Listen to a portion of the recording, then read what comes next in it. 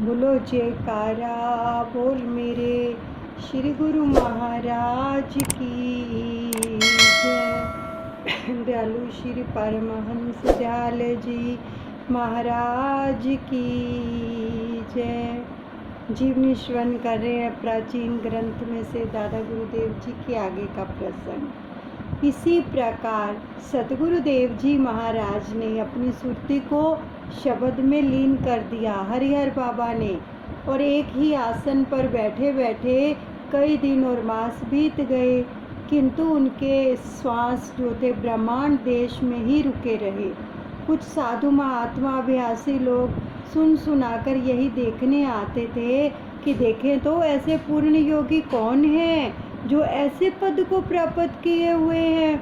तो उन्होंने भी यत्न करके देख लिया, किंतु प्राणों का निवास किस स्थान पर है यह नहीं जान सके।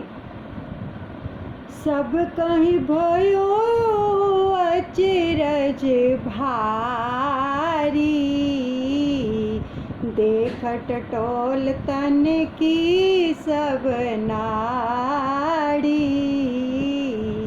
नहीं कुछ बात समझ में आई, दादा गुरु पहीं पहुँचे जाई। निरीक्षण करने वाले अभ्यासी साधु संतों को बड़ा आश्चर्य हुआ। महाराज श्री के शरीर की नाड़ी टटोल टटोल कर जांच करते रहे, किंतु किसी की समझ में कुछ नहीं आया कि इस समय उनकी चैतन्य सत्ता का निवास कहाँ है। आखिरकार महाराज श्री के गुरुदेव, क्योंकि हरिहर बाबा ने यानी द्वितीय पातशाही महाराज जी ने दादा गुरु महाराज जी से नाम दीक्षा ली, इसलिए उनके गुरुदेव दादा गुरुदेव हैं। तो महाराज श्री के दादा गुरुदेव महाराज श्री परमहंस दयाल जी को बताया गया उनके शरीर की यह हालत हो रही है। सबने मिलके बताया कि जब सब साधु संत आए नाड़ी टटोल कर देखने लगे तो कुछ भी उनको नहीं ज्ञात हुआ कि इनके प्राण कहाँ पर टिके हुए हैं। तो दादा गुरु महाराज जी के पास चले गए। हरि बाबा की ये गति हम ते लखी न जाए, सतगुरु हम ते लखी न जाए। योगी वैदन जूमिया कौ कछु नहीं बताए, बोल मेरे गुरु महाराज की जय, मेरे दादा गुरुदेव की जय। उनके शरीर की यह गति हमसे देखी नहीं जाती।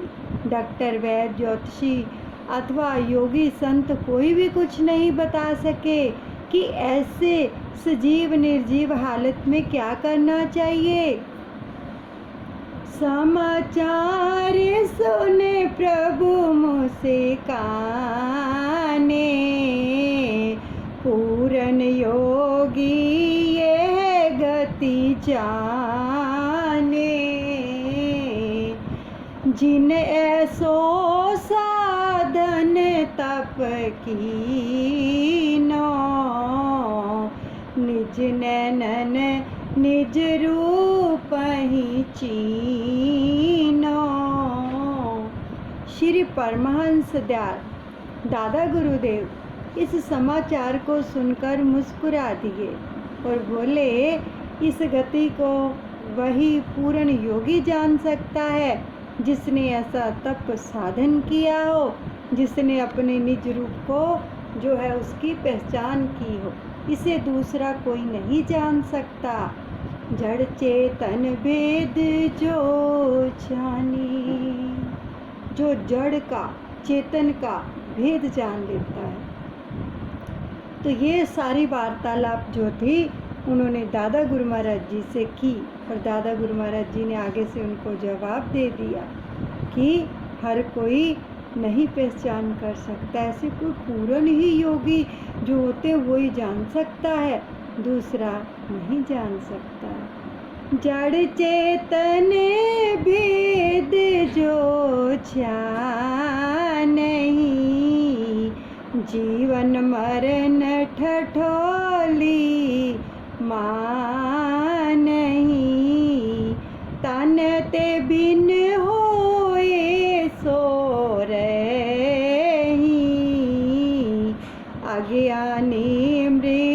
एक तन कहीं। जो संत महात्मा शरीर की जड़ता, आत्मा की चेतनता का भेद जानते हैं, वे तो जीवन और मृत्यु को हंसी मजाक समझते हैं और वे शरीर से अलग होकर आत्म तत्व में लीन हो जाते हैं। और अज्ञानी जीव शंका में पड़ जाते हैं कि शायद यह शरीर छोड़कर चला गया है, जिनको पता ही नहीं होता। परमहंस प्रभु वचन उचारे, जन्म मरण ते हैं वह न्यारे।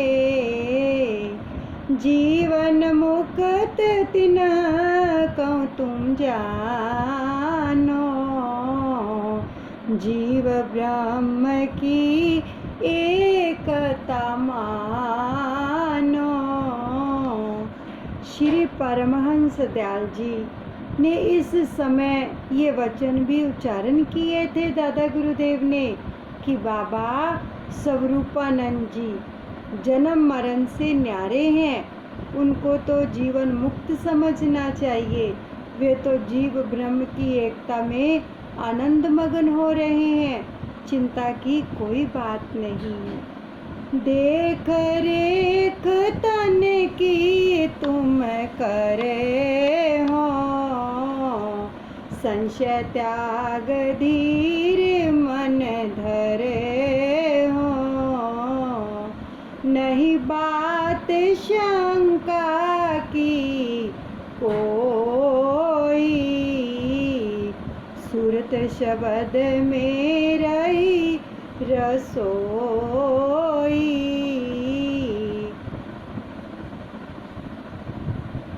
सूरत शब्द में रही समोई। शरीर की देखभाल करना सेवादारों की ड्यूटी है, ये दादा गुरुदेव ने फरमाया। वह तुम लोग करो, शंका की कोई बात नहीं है, धीरज रखो, ऐसी कोई बात नहीं है। उनकी सुरती जो है वो शब्द में लीन हो रही है, वे ध्यान अवस्था में लीन है। हरिहर बाबा दादा गुरु आज्ञा करी, निज दासन ते जाओ, सतगुरु निज दासन ते जाओ। हरि बाबा की देह को तेरी में ले आओ। बोल मेरे गुरु महाराज की जय, मेरे दादा गुरुदेव की जय। दादा गुरु महाराज जी ने लोगों को चिंतातुर देकर अपने 2-4 निजी सेवादार जो अच्छे अभ्यासी साधु थे, दादा गुरु महाराज जी के जितने भी निजी सेवादार थे ना, वो बहुत बहुत ज़्यादा अभ्यासी थे। और दादा गुरु महाराज जी ने उनको बहुत सारी योग साधनाएं भी सिखाई थी, तो इसलिए वो भजन सिमरन में बहुत उच्च कोटि में पहुँचे हुए थे। तो उन सेवादारों को आज्ञा दी कि तुम लोग आगरा जाओ और बाबा स्वरूपानंद जी के शरीर को यहाँ हमारे पास से टेरी में ले आओ। हरि बाबा होए रहे हरि रूप में एक, सतगुरु हरि रूप में एक। भली प्रकार संभाल कर लाओ पालकी टेक। बोल मेरे गुरु महाराज की जय, मेरे दादा गुरुदेव की जय। इस समय हरिहर बाबा हरि रूप में लीन हो रहे हैं।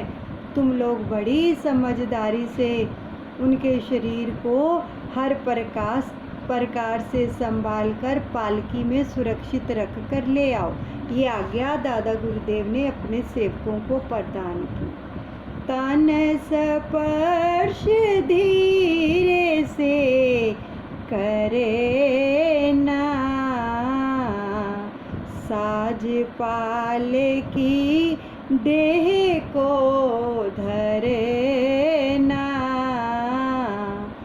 जो तन में कछु होए उपाधि, टूट न जाए अखंड समाधि।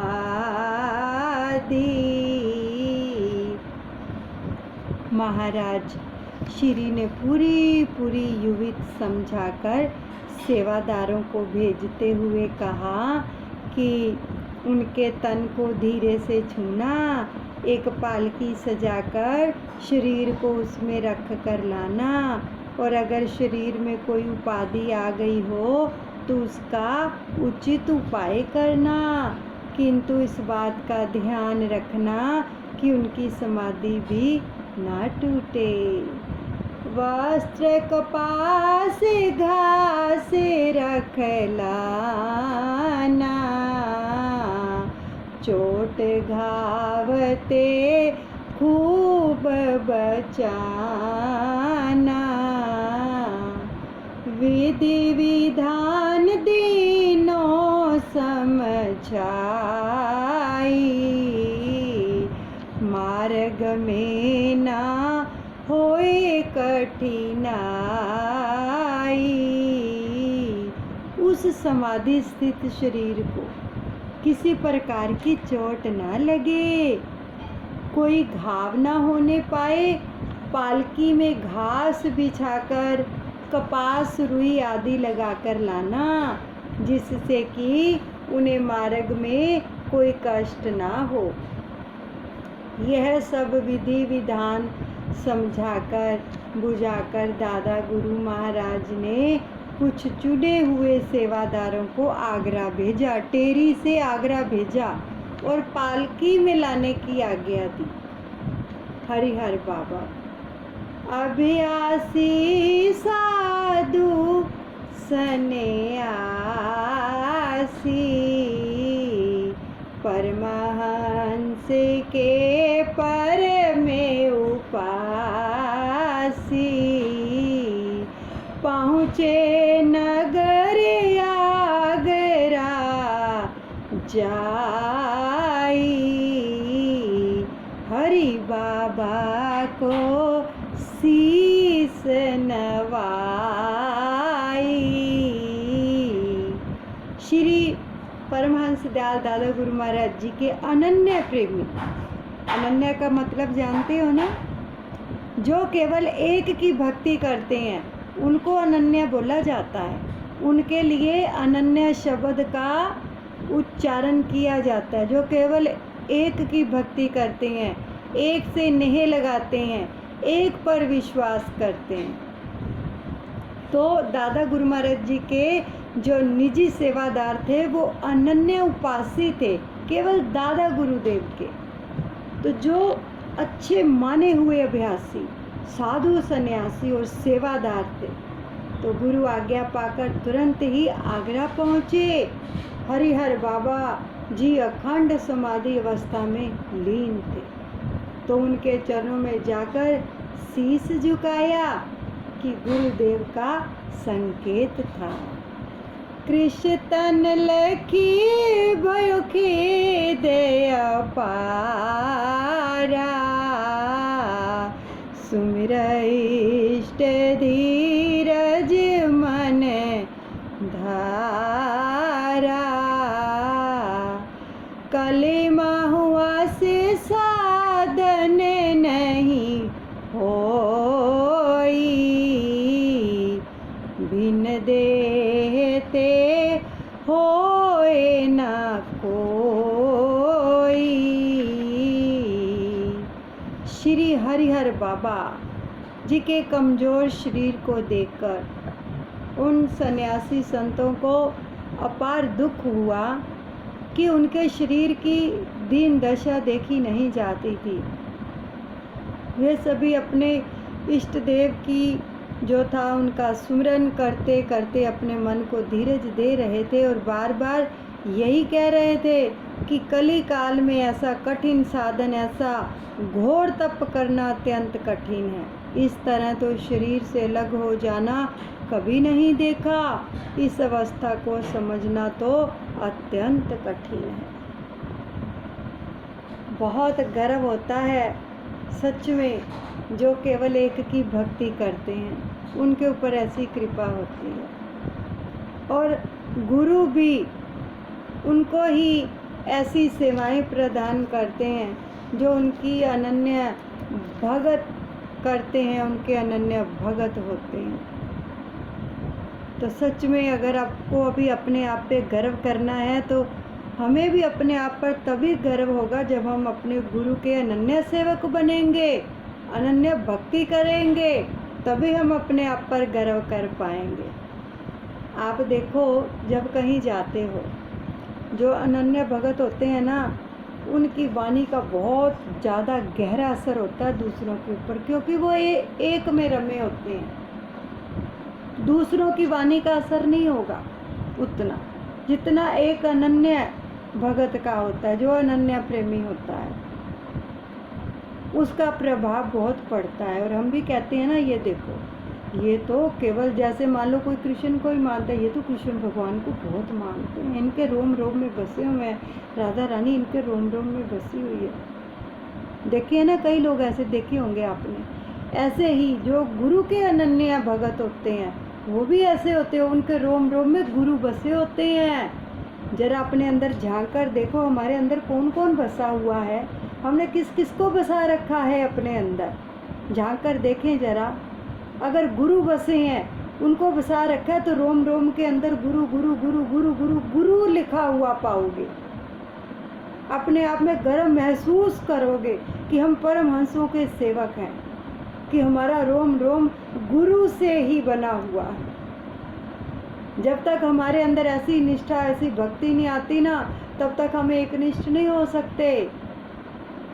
ये सच्ची बात है, क्योंकि आप देख रहे हो, सब सुन रहे हो, सारी लीलाएं सुन रहे हो, कितना आनंद मिल रहा है। अब जो आगे की लीला है ना, अश्रुओं की धारें बहेंगी जो भी कोई सुनेगा। कैसे दादा गुरु महाराज जी ने हरिहर बाबा की सुरती को नीचे उतारा, इतना तप किया